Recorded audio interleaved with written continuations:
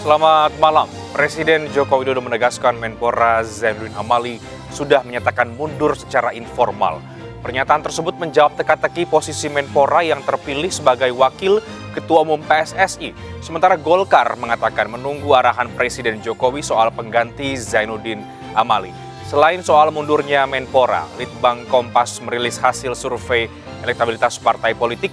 Di antara parpol non-parlemen yang ada, Partai Perindo tercatat menembus ambang batas Senayan dengan raihan 4,1%. Saya Reinhard Sirait, Anda menyaksikan MNC News Prime.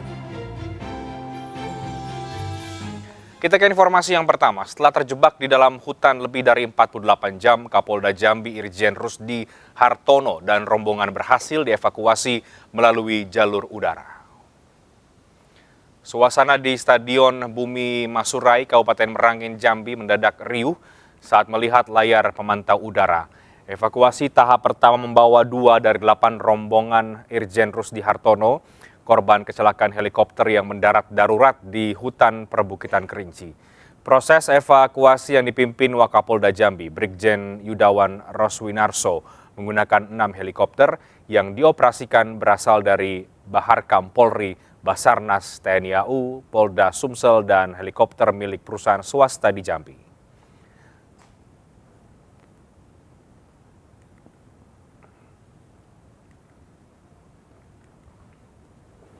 Dan untuk mempercepat penanganan korban kecelakaan helikopter rombongan Kapolda Jambi, Dinas Kesehatan Kabupaten Merangin menyiapkan instalasi gawat darurat sementara di Stadion Bumi Masurai, Kabupaten Merangin, Jambi. Sebelumnya, korban kecelakaan rombongan Kapolda Jambi sudah mendapatkan perawatan oleh tim evakuasi darat.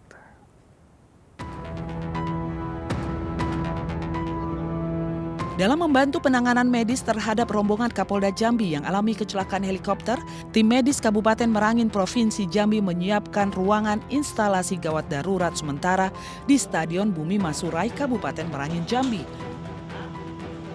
2 ruangan disiapkan dengan 5 orang dokter umum dan dokter spesialis siap menangani kesehatan Kapolda Jambi beserta rombongannya. Dengan tim kesehatan dari Polda Jambi untuk menyiapkan sebuah ruangan pegawatan darurat. Kita lihat hasil besok gitu, karena ada 5 dokter spesialis, 2 dari Polda, 3 dari Rumah Sakit Kolonel Abunjani. Biar hasil pemeriksaan besok yang menentukan tindak lanjut apa yang mesti kita berikan penanganan terhadap pasien-pasien yang bakal kita terima besok. Wakapolda Jambi, Brigjen Polisi Yudawan Roswinarso, mengatakan bahwa evakuasi Kapolda Jambi dan rombongan akan dilakukan pada pukul 7 pagi dengan menggunakan 5 helikopter. Setiap helikopternya membawa 1 korban dan langsung dilakukan observasi di IGD darurat yang telah disiapkan. Besok itu ada 4 helikopter yang akan dipakai untuk melaksanakan evakuasi di lokasi. Sedangkan lokasi itu akan dipusatkan helikopter di PLTA. Nanti dari sana dia akan mengevakuasi bergantian dan akan korbannya atau yang sakit akan dibawa ke lapangan di Bangko. Jadi nanti akan dirawat di Bangko, di Gor Bangko. Nantinya setelah dirawat akan diterbangkan ke Jambi. Kapolda Jambi dan rombongan telah dilakukan penanganan medis sementara di lokasi kejadian, sedangkan tim evakuasi darat telah sampai di lokasi setelah berjalan selama 24 jam menyisir bukit dan hutan-hutan. Dari Jambi, Budi Utomo, iNews melaporkan.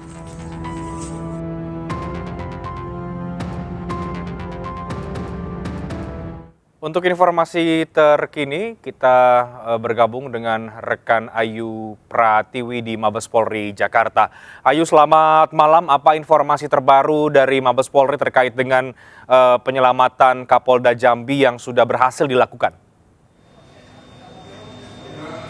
Iya, baik, selamat malam Reinhard dan juga pemirsa. Saat ini kami tadi baru saja mendapatkan informasi update terkait dengan proses evakuasi helikopter terjatuh di kawasan Jambi, dan hingga saat ini sudah 8 korban sudah berhasil dievakuasi dan 4 diantaranya tadi sempat dibawa ke pos Meringin, dan untuk Kapolda serta Kopilot langsung dibawa ke Rumah Sakit Bayangkara Jambi untuk dilakukan pemeriksaan dan juga perawatan yang lebih serius, karena diketahui tadi kami mendapatkan informasi bahwa Kapolda mengalami patah tangan di bagian tangan kanannya. Sementara itu proses evakuasi berjalan sejak dari tadi pagi, di mana dari Polri mengirimkan 4 helikopter tambahan, dan 4 helikopter tambahan ini merupakan gabungan dari helikopter milik TNI AU dan juga Basarnas. Keempat helikopter ini mulai mengevakuasi sejak pukul 7 pagi, meskipun sempat terkendala oleh adanya cuaca yaitu mendung dan juga berkabut. Namun pada pukul 9 pagi, keempat helikopter ini kembali menyisir lokasi, dan pada pukul 14:27 ditemukan 2 orang, yaitu di antaranya ada Kopilot dan juga ADC dari Kapolda Jambi, dan dilanjutkan pada pukul 15, tepatnya pukul 3 sore, dan berhasil mengevakuasi 2 orang lainnya yang merupakan anggota jajaran dari Kapolda Jambi. Sementara untuk Kapolda Jambi baru bisa dievakuasi pada pukul 16:30. Dan hingga saat ini informasi yang kami dapatkan, ke-8-nya akan segera dibawa ataupun dilarikan ke Rumah Sakit Bayangkara Jambi, dan nantinya apabila Rumah Sakit Bayangkara Jambi tidak bisa melakukan upaya dengan maksimal, ada kemungkinan 8 korban ini akan dilarikan ke Rumah Sakit Bayangkara yang ada di Jakarta. Raihan. Ayu, bagaimana kondisi dari semua rombongan Kapolda Jambi dari informasi yang didapat di Mabes Polri, dan seperti apa rencana kalau memang nantinya Kapolda Jambi dan rombongan ini ada kemungkinan dibawa ke Rumah Sakit Bayangkara di Jakarta? Iya, baik. Berdasarkan informasi yang kami peroleh, keadaan dari 8 korban ini terlihat sehat, namun balik lagi tadi dilakukan pemeriksaan di pos Meringin, di mana kita ketahui bersama ke-8 korban ini bertahan selama 3 malam 2 hari di hutan dengan pasokan minum dan juga makanan yang kurang. Maka tadi terlihat memang sedikit ada keletihan dan kelelahan, dan kami juga tadi mendapatkan informasi bahwa kondisi dari Kapolda sendiri karena mengalami patah lengan di bagian kanan, dan tadi Kapolda terkapar, sementara yang lainnya juga tadi ada salah satu anggota jajarannya yang mengalami luka di bagian pelipis, namun perdarahan sudah dapat dihentikan. Dan nantinya rencananya apabila memang memerlukan perawatan yang lebih intensif dan harus dilarikan ke Jakarta, dari Polri sendiri sudah menyiapkan helikopter ataupun pesawat yang nantinya akan mengangkut ke-8 korban ini untuk menuju ke Jakarta. Reinhard. Baik, terima kasih Ayu Pratiwi untuk informasi Anda langsung dari Mabes Polri Jakarta. Sebelumnya, Kapolri Jenderal Listio Sigit Prabowo menyatakan tim evakuasi gabungan udara melakukan modifikasi cuaca untuk memudahkan proses evakuasi. Hingga hari ketiga evakuasi sempat terkendala karena cuaca, tim evakuasi juga melakukan penambahan jalur darat guna mengantisipasi kemungkinan melakukan evakuasi sesegera mungkin tanpa jalur udara. Menurut Kapolri, kondisi para korban sempat membutuhkan pertolongan cepat karena luka yang diderita, sehingga harus diupayakan untuk melakukan pemetaan untuk melihat rute terdekat dan rute yang aman bagi korban yang terluka.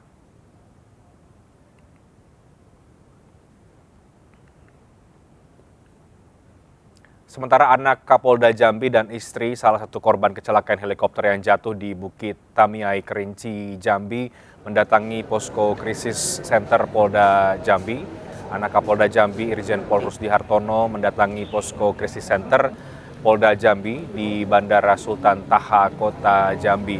Selain kedatangan anak Kapolda, istri Direktur Polairut Polda Jambi, Kombes Pol Syal Bumbunan, juga mendatangi posko penyelamatan didampingi sejumlah kerabat.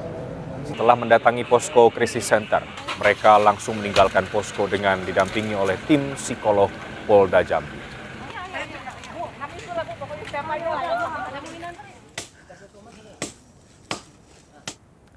Kita ke informasi lainnya, 10 orang pekerja puskesmas dan 8 warga dievakuasi tim gabungan TNI Polri di Kampung Alama, Timika, Papua. Evakuasi dilakukan menggunakan helikopter milik TNI.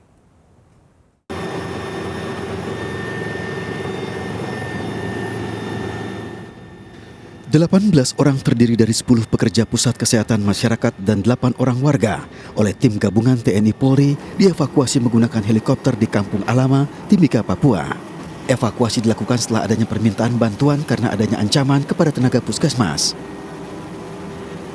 Pangdam 17 Cendrawasih Majen TNI Muhammad Saleh Mustafa mengaku warga dan pekerja ini menjadi target oleh kelompok kriminal bersenjata.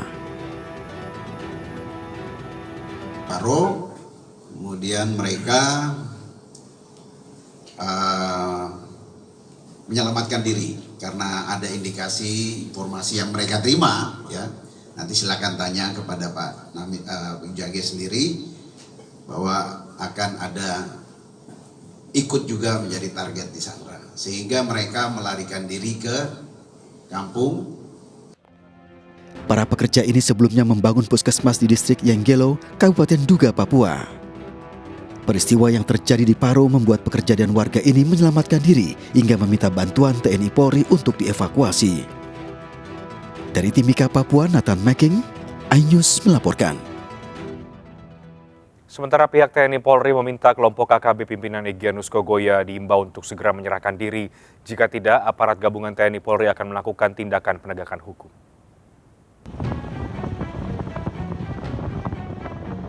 Aparat gabungan TNI Polri telah mendeteksi lokasi keberadaan pihak KKB pimpinan Egyanus Kogoya yang menyandra pilot pesawat Susi Air.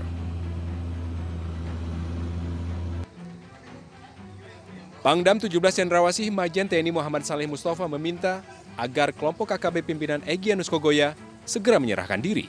Jika tidak, maka aparat TNI Polri akan melakukan tindakan penegakan hukum. Menurut Pangdam, saat ini kelompok KKB pimpinan Egyanus Kogoya sudah terpecah belah dalam beberapa kelompok setelah adanya operasi penyelamatan. Upaya dan langkah-langkah yang diambil sudah diperhitungkan untuk menyelamatkan pilot pesawat Susi Air. Prioritas utama dalam operasi ini tetap adalah keselamatan pilot. Setelah ada operasi ini, mereka terpecah dalam beberapa kelompok-kelompok. Dan ini sudah kita deteksi juga. Jadi semuanya sudah kita deteksi keberadaannya. Oleh karena itu saya menghimbau khususnya kepada kelompok-kelompok Egyanus Kogoya agar menyerahkan diri itu lebih baik. Ya, kita berdialog menyerahkan diri itu lebih baik daripada nanti akan ada tindakan-tindakan menegakkan hukum yang akan diambil oleh TNI Polri. Sementara itu, pemerintah Kabupaten Duga juga sudah mengutus para tokoh masyarakat dan tokoh agama untuk berkomunikasi dengan pihak KKB agar melepaskan sang pilot. Dari Timika, Papua, Nathan Making, iNews melaporkan. Kita ke informasi lain. Setelah buron selama 7 bulan, tersangka korupsi Bupati Nonaktif Kabupaten Mamberamo Tengah, Riki Hampagawak ditangkap KPK. Penangkapan dilakukan di persembunyiannya di Jayapura, Papua.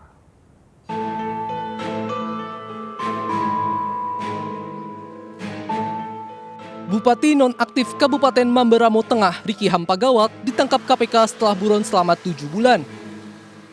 Penangkapan dilakukan Minggu sore di lokasi persembunyiannya di Abepura, Jayapura, Papua.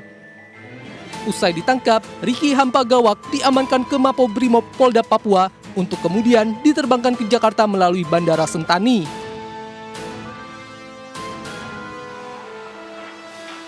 Setibanya di gedung KPK Jakarta pada Senin siang, Riki menjalani pemeriksaan penyidik yang berlangsung sekitar 6 jam. RHP juga diduga menerima sejumlah uang sebagai gratifikasi dari beberapa pihak yang kemudian diduga juga dilakukan tindak pidana pencucian uang berupa membelanjakan, menyembunyikan, maupun menyamarkan asal-usul dari harta kekayaan yang berasal dari tindak pidana korupsi. Sejauh ini terkait dengan dugaan suap, gratifikasi dan pencucian uang yang dinikmati tersangka RHP sejumlah sekitar 200 miliar. Dan hal ini terus dilakukan pendalaman serta dikembangkan oleh penyidik KPK. Riki Hampagawak sebelumnya ditetapkan tersangka oleh KPK pada 14 Juli 2022 tahun lalu dalam kasus dugaan suap dan gratifikasi sejumlah proyek di Pemkab Mamberamo Tengah.